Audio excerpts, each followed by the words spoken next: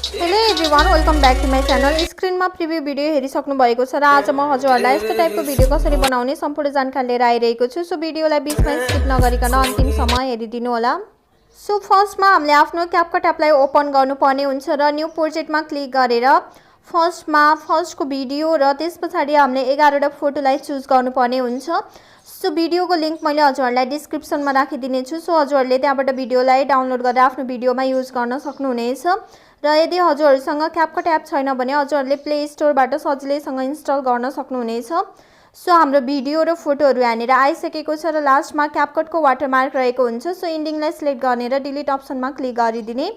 So अब हामीले आफ्नो भिडियोको फर्मेटलाई चेन्ज गर्नुपर्ने हुन्छ। सो तलपट्टि रहेको अप्सनहरूलाई स्क्रल गर्ने र फर्मेटमा क्लिक गर्ने र 9:16 को रेसियोलाई चुज गर्ने र अब हामीले आफ्नो सबै फोटोहरूलाई जुम गर्दै स्क्रिनमा फिट गर्नुपर्ने हुन्छ। सो फोटोलाई सिलेक्ट गर्ने र दुईवटा औँलाको सहायताले कतिको जुम गर्नुपर्ने छ जुम गर्दै स्क्रिनमा फिट गर्ने। सो मैले आफ्नो सबै फोटोहरूलाई जुम गर्दै स्क्रिनमा फिट गरि पनि सके। हजुरहरूले पनि आफ्नो फोटोलाई जुम गर्दै स्क्रिनमा फिट गर्नु होला। र अब हामीले आफ्नो सबै फोटोहरूको ड्युरेसन मिलाउनु पर्ने हुन्छ। सो फर्स्ट फोटोलाई सिलेक्ट गर्ने र फर्स्ट फोटोको ड्युरेसन हामीले 0.7 सेकेन्डको राख्नुपर्ने हुन्छ।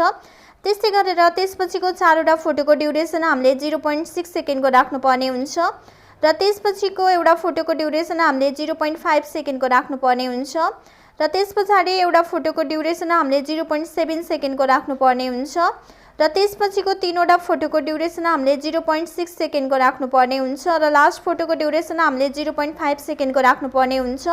सो फोटोको ड्युरेसन मैले हजुरहरूलाई स्क्रिनमा पनि दिनेछु। सो हजुरहरूले स्क्रिनमा हेरेर पनि आफ्नो फोटोको ड्युरेसनहरू मिलाएर राख्न सक्नुहुनेछ। सो मैले आफ्नो सबै फोटोको ड्युरेसनहरू मिलाइ पनि सके। हजुरहरूले पनि यसरी नै मैले भनेअनुसारले नै सबै फोटोको ड्युरेसनहरू मिलाएर राख्नु होला।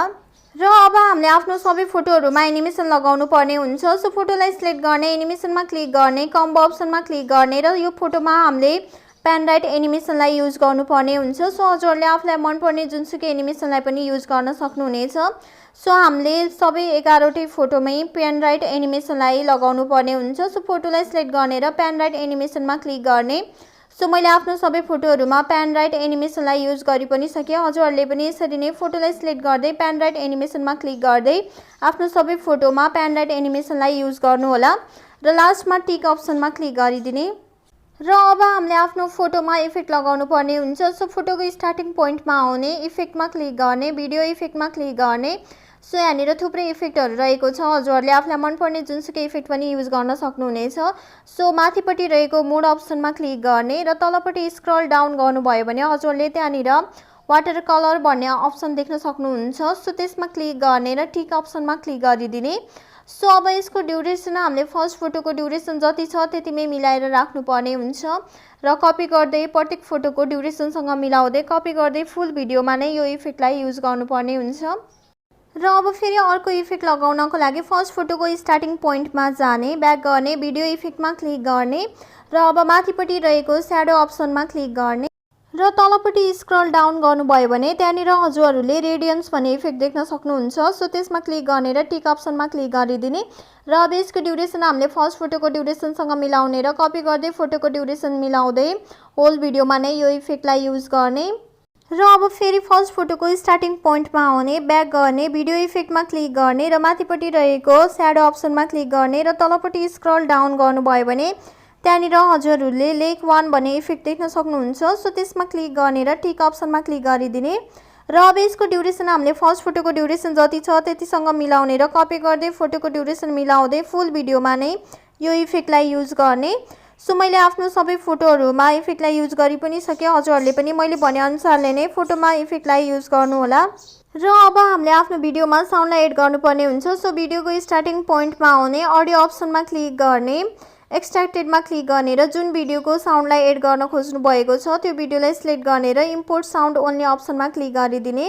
सो मैले भिडियोको साउन्डको लिंक मैले हजुरहरूलाई डिस्क्रिप्सनमा पनि राखिदिनेछु। सो हजुरहरूले डिस्क्रिप्सनबाट भिडियोलाई डाउनलोड गरेर आफ्नो भिडियोमा साउन्डलाई एड गर्न सक्नुहुनेछ। सो अब यो भिडियोलाई आफ्नो ग्यालरीमा सेभ गर्नको लागि माथिपट्टि रहेको एरो अप्सनमा क्लिक गर्ने। सो यहाँनिर थोरै टाइम लाग्छ र हाम्रो भिडियो चाहिँ ग्यालरीमा सेभ हुन्छ र त्यसरी सेभ भएको भिडियोलाई हजुरहरूले आफ्नो टिकटकमा अपलोड गर्न सक्नुहुनेछ र लास्टमा डन अप्सनमा क्लिक गरिदिने। सो आजको लागि यति नै। भिडियो कस्तो लाग्यो, मन परेमा लाइक कमेन्ट शेयर र सब्स्क्राइब गर्न भने नभुल्नु होला। Thank you so much for watching my videos. Bye bye, see you.